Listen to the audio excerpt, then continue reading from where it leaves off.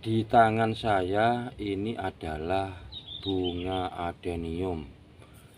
Mungkin dari teman-teman sekalian itu banyak yang belum mengetahui bahwa tanaman adenium atau kamboja itu berbuah. Jadi inilah buah dari adenium. Awalnya kecil seperti ini, dan pada akhirnya lama-kelamaan akan menjadi besar seperti ini.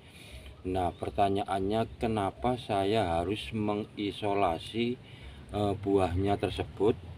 Jadi pada saat buah tersebut itu mulai menua, dan apabila tidak kita itu memberikan isolasi seperti ini, buah tersebut itu akan meletek dewek seperti ini. Kok meletek dewek?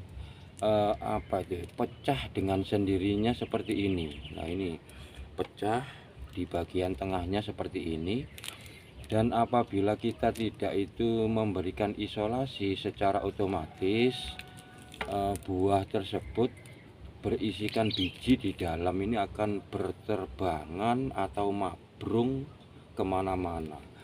Dan ini akan saya buka biar kalian semua tahu isi yang ada di dalam buah tersebut seperti apa.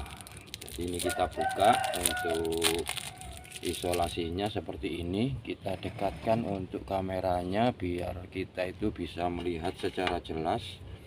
Nah, ini isi buah dari tanaman kamboja, dan ini kita ambil satu persatu seperti ini. Nah, ini kalau misalkan tidak diisolasi, dia akan berterbangan. Ini bijinya sekecil ini, teman-teman. Ini biji dari adenium, dan ini bisa ditanam dan menjadi pohon adenium yang besar, yang banyak juga kan gitu. Nah, ini kita preteli seperti ini. Nah, ini bijinya.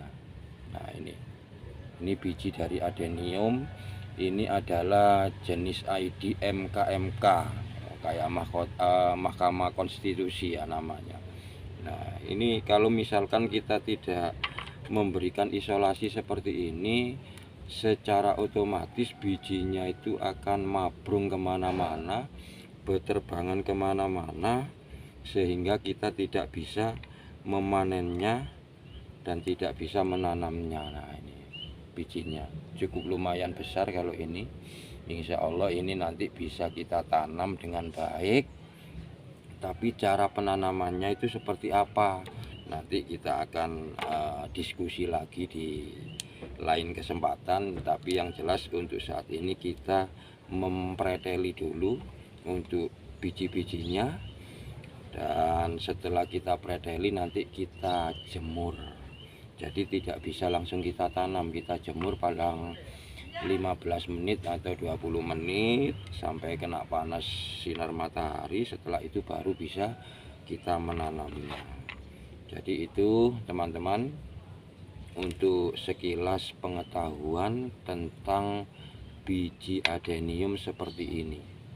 Ini kalau dibiarkan tidak diisolasi, itu pasti bijinya itu berterbangan, karena di sini ada sayap-sayap semacam kayak bulu. Ini adalah bulunya.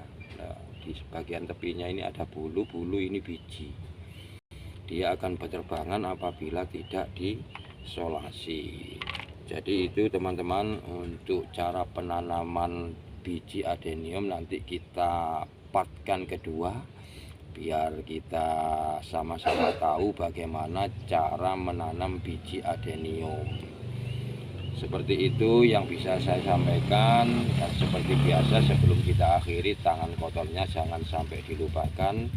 Dan salam sehat, salam santun, salam dari Kebun Bondongala Nursery yang ada di kawasan Kota Pasuruan, Jawa Timur, Indonesia. Salam dunya, matur suwun.